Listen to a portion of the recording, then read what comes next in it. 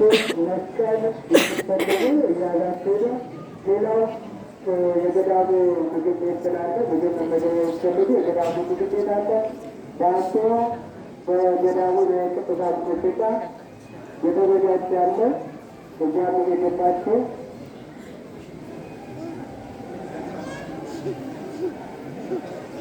ሰዎቻቸው ወደ ቤተ መቅደስ የሚችሉ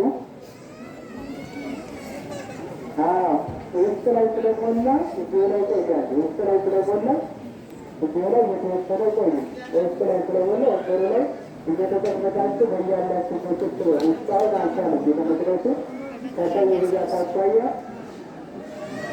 ስላልቻለ ውስጥ ላይ ቁጭ በሉ። የቦታ ታሪክ እዚያው ላይ መስራት ስለሚገለጽላቸው ከዚያ ቀጥታ ወደ ጉብኝት ስለሚገኝ እዚያው ላይ ብለ ቁጭ በሉ።